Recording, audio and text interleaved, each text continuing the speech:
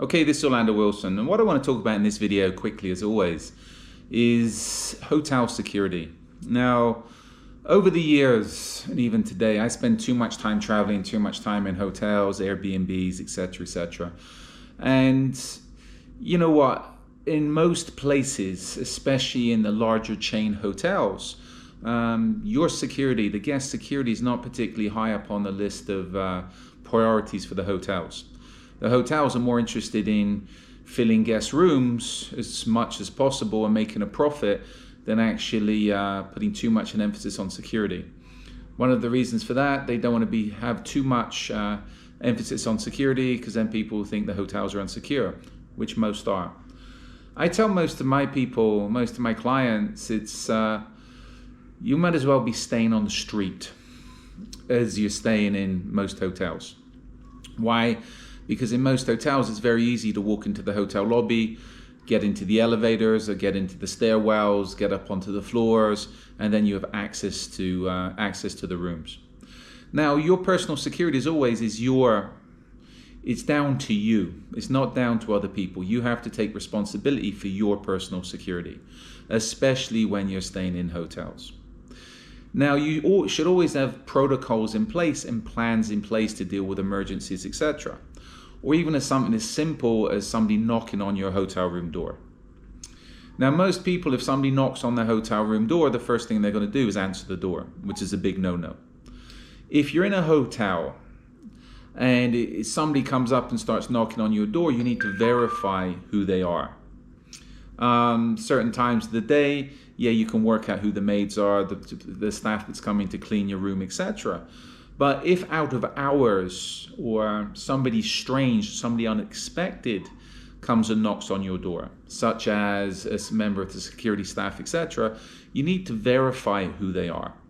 Easiest way, phone the reception, verify who the person is. If they don't know who it is, then they need to send their security, the real security, as quickly as possible. Do not answer the door to unverified people. It's very easy these days. If you went into, again, from a criminal perspective, it'd be very easy to go and get some security guard uniform, a blazer, make up an ID card, etc. Turn up on knock on somebody's hotel room door, say you're from security, you're from maintenance, you're from this. The chances are the vast majority of people would open their hotel room door to this stranger. Don't do it. Always verify who people are. Another issue, especially with the larger chain hotels, is key cards. Because in a lot of hotels, they do not wipe the key cards if they're lost. I know of many years ago, one hotel, major hotel, 5-star hotel in central London, where they had out, and I think I've spoke about this in other videos, they had out like 50 master keys because the hotel security were too lazy to program individual key cards for maintenance staff, housekeeping, etc. So they just gave them access to all areas. So that's a major security violation, where a hotel has got 50 master keys out that can open every door in the hotel out to people who they don't know who they are. In a lot of hotels, they don't clean off lost keys.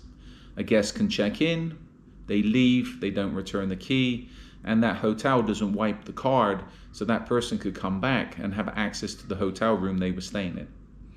So again, you always need to consider protocols for what to do if somebody tries to enter your room, somebody that you don't know is knocking on the door, etc. I tell people, if I'm staying in hotels where I question the security, and I question the security in virtually all hotels, I always tend to put something inside of the door at night, so if somebody tries to enter, it's going to make a noise. Little wedges, wooden wedges, travel with those. They're ideal for blocking doors. If you look on the market these days, there's little alarms. There's a variety of alarms you can use, travel with. You can put inside your hotel room door, inside your balcony windows, etc. If somebody tries to gain entrance, they're going to alert you somebody's trying to gain entrance. Then, if you're alerted that somebody's trying to get into your room, then you need to have protocols in place and on what are you going to do? Are you going to call hotel security? Are you going to flee the room? Are you going to escape? Do you have weapons available to defend yourself, etc., etc.? So this is where you need to have protocols in place for what you're going to do if somebody as simply as tries to get into your hotel room, or somebody knocks on the door and you're not expecting them.